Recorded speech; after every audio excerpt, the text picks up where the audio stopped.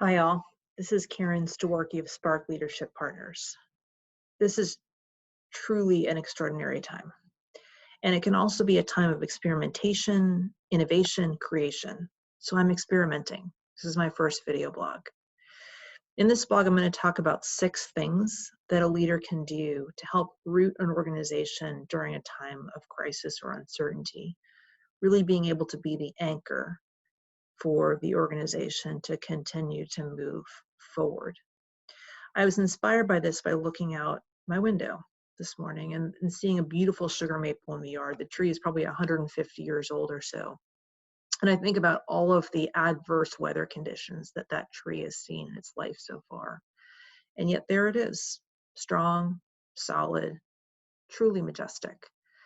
An organization can reflect all of those attributes, and it's really contingent upon the leader to ensure that that is the way of being for the organization in the context of what we're up against right now. Because I've certainly seen it go the other way.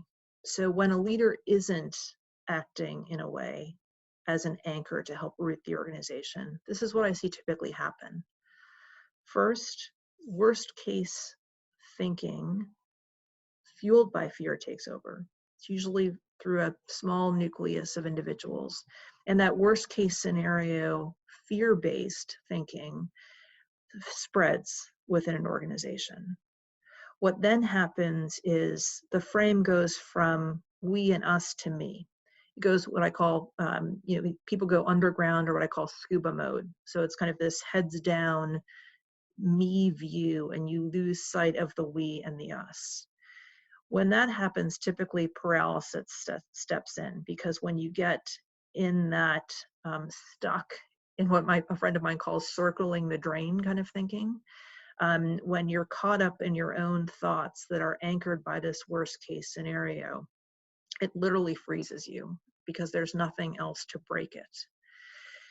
And so that shortens our depth of field, it shortens our view, it limits our thinking, and we can't actually see what's possible, quite literally.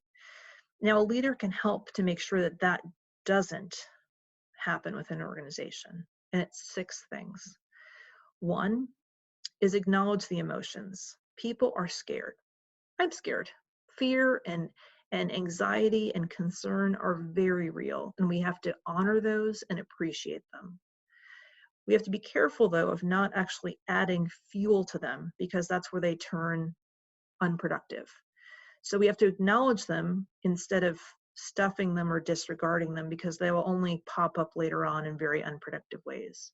So by acknowledging them, we also want to get curious about them by understanding what are specific fears that people have versus generalized fears. Teasing out those specific fears are helpful because we can actually create actionable steps and solutions to help address those fears, either yourself as a leader or together as a team or an organization. So again, that first step is acknowledge the emotion and identify specific fears that your team or the organization have that you can take action against to create positive forward movement. Second, reaffirm your belief. If you're like any other organization that I've worked for or work with, you've had some dark times. You've had challenges and crises, shadows and those valleys that you've navigated and come out the other side of as an organization. Remind the organization of that. Tell the stories of those periods, of the dark points in the organization's life, and what you learned, what you found helpful, how you got through the other side. What this does is it creates the confidence that if we've been through it once, and likely more than once, we'll be able to get through it again. And here's how we're even more powerful now than we were then in order to be able to navigate it. So reaffirm that belief in terms of the talent and the people in the organization that together you will get through the other side of this. 3, expand the frame. What I mean by that is, just as we talked about organizational resiliency in my second comment, it's to actually open up the dialogue to understand the individual resiliency that surrounds everyone and role model that yourself. What do I mean? by that, it's that in our life journeys, we've all been through those similar periods of shadow, of darkness, of crisis, or challenge, and we've come through the other side. To actually have people tell the stories, true, those contexts are very different, but tell the story of what they found helpful during those moments, what they learned, what resources they tap, will help people understand that there's a much broader net of resources around them now than they ever imagined possible. So by sharing those stories of individual resiliency and learning, you're creating a collective repository of knowledge and asset and ideas that people can draw upon to help put one step in front of the other at this point in time. So expand the frame of the resources that people actually think they have by tapping into the collective wisdom of the organization. Fourth, be clear-eyed. I talked about the worst case scenario thinking earlier, and I'm not saying don't think about worst case scenarios, but rather, yes, identify the worst case scenarios, also identify by best case scenarios, and think about what's likely 2 or 3 other possible futures in between that.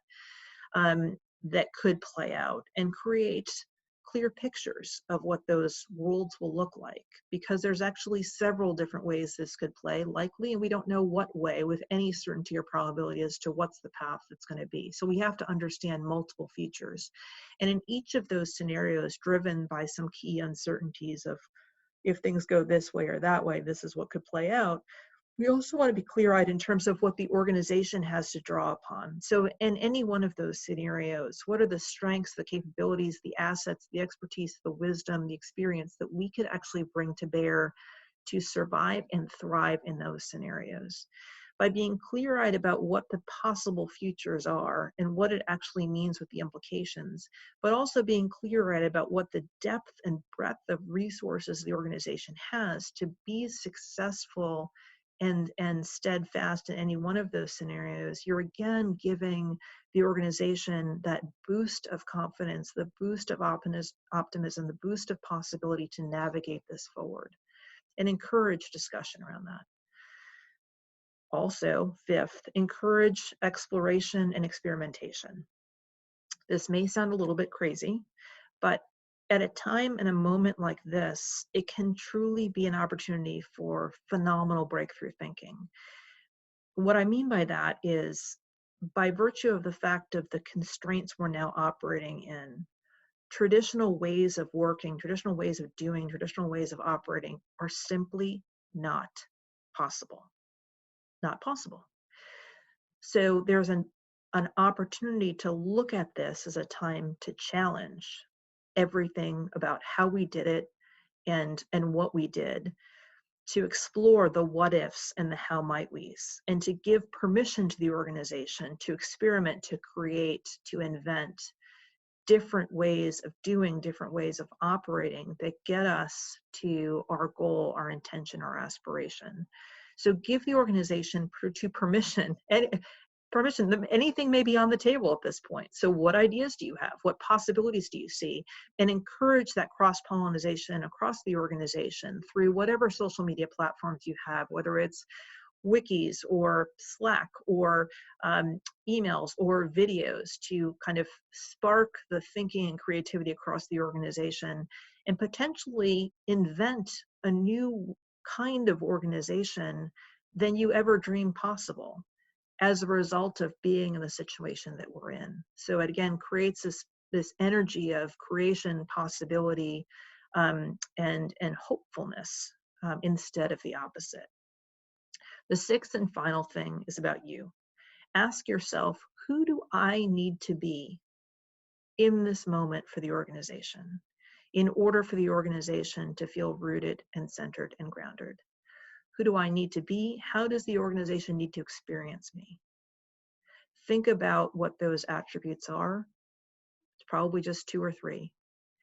And then think about, what do I need to give myself in order to show up authentically in that way to the organization? So I'd say for me, it's calm and confident. And I have some specific things that I do so that I can show up for my clients, my friends, my family, as both calm and confident in an incredibly uncertain time. So for you, think about who do you need to be in order to keep your organization rooted and grounded?